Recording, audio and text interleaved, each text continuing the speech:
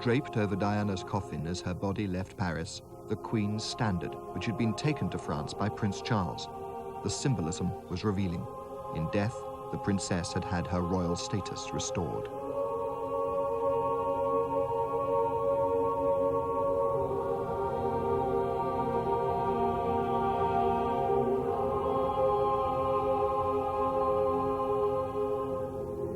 As Diana flew home, Dodi's body was already in England. Al Fayed's staff had gone into Harrods and worked since before dawn on arrangements to ensure a burial within 24 hours, the Muslim custom. Mohammed wasn't going to bring his son home in the G4, in the plane, because you couldn't get the coffin round the corner, and he wouldn't put him in the hold. He was not going to put him in the baggage hold. So he came home in the helicopter, which is a big helicopter, and the coffin was laid between the 2 rows of seats inside the passenger cabin. And then he had to be taken to the mortuary at Hammersmith and Fulham. But the strange thing is that as Dodi's coffin left the mortuary, hers was arriving. It was almost as if they passed. As Diana's body arrived back at RAF Northolt earlier on the Sunday evening, Lord Airlie, the Queen's representative accompanying Prince Charles, had a quiet word with the Prime Minister. "I need your help," he said. He knew it was vital for the royal family, perhaps for the very future of the monarchy, that they get things right. Next morning, just before 10, Tony Blair's press secretary was spotted going into Buckingham Palace for the first of what became daily strategy meetings. The government denied they were telling the Queen what to do.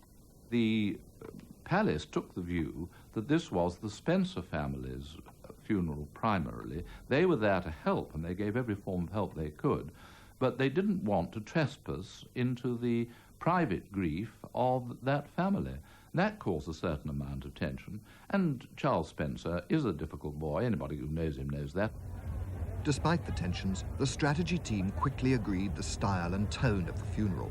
It was in fact Lord Airlie who proposed the event should combine the traditional and modern, and suggested that representatives from Diana's charities should walk behind the coffin. But while the plans were being made inside the palace, on the other side of the high railings, something unexpected and potentially explosive was happening. Because the royal family were up in Scotland, rather away from the capital and everything, I don't think they realized at the beginning the strength of feeling that had been aroused. There was an anger within the people, an anger that they'd lost an icon, an anger that they'd lost this wonderful character, and they needed somebody to blame. Who do they blame? They blame the royal family. They've got to blame somebody. The royal family had not been seen since the Sunday morning. The flagpole on Buckingham Palace remained empty. The Queen was only due to come to London late on Friday.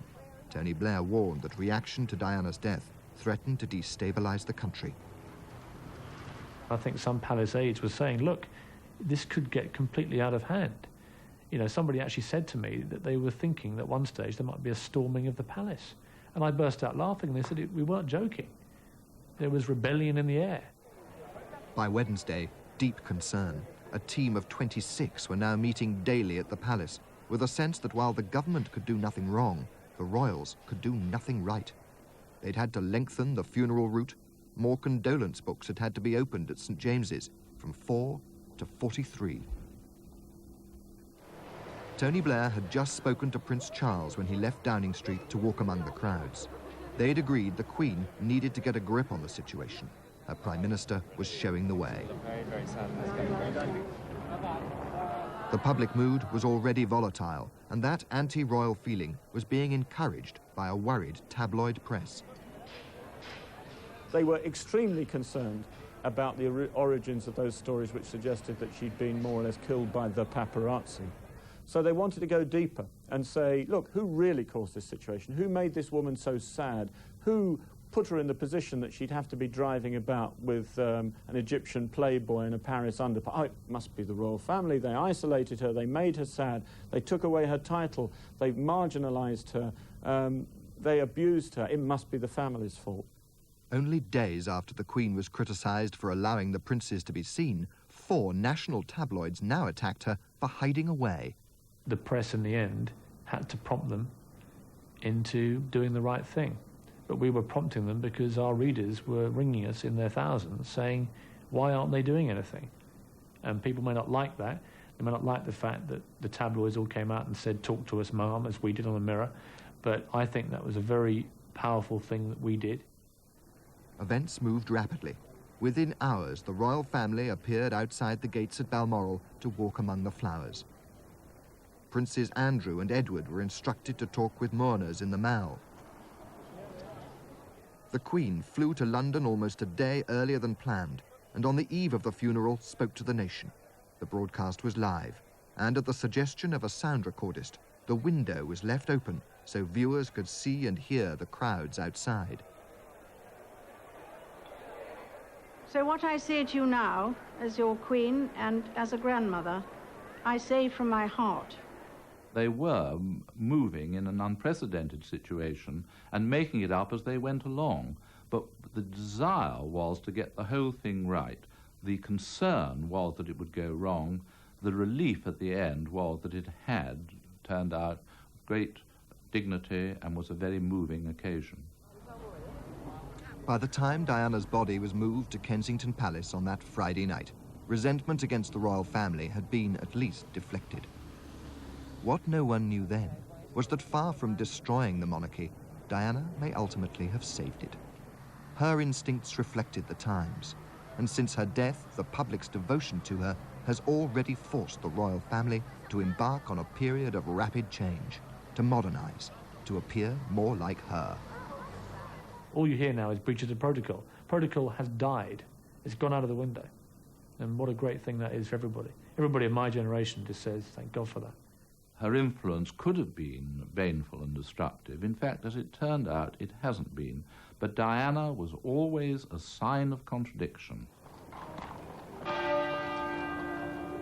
Being in the Abbey, one was just conscious of a wonderful ceremony and how moving it was, seeing the coffin come up with all the flowers on it.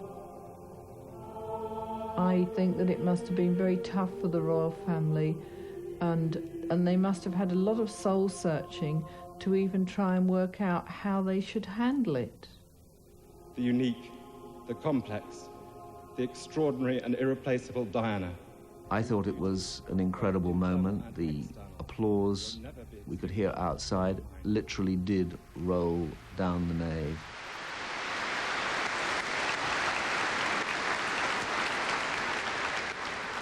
And I turned to Mohammed and I said, this is incredible. We don't applaud in church, but everybody was applauding.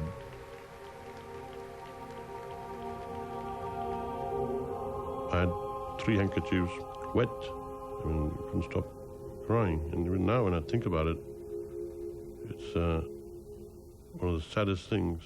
And I think sometimes I still think, is it reality? It doesn't do any good to try and pretend she was a saint. Last thing she'd wish to have thought of. She wasn't a saint, subject to all the woes of Adam and Eve and their successors. Although a princess, she was someone for whom, from afar, we dared to feel affection, and by whom we were all intrigued. Intriguing is exactly the right word, and I think we leave it there. After all, they left it there in the Abbey, and I'm very happy to leave it there. Intriguing. She was intriguing.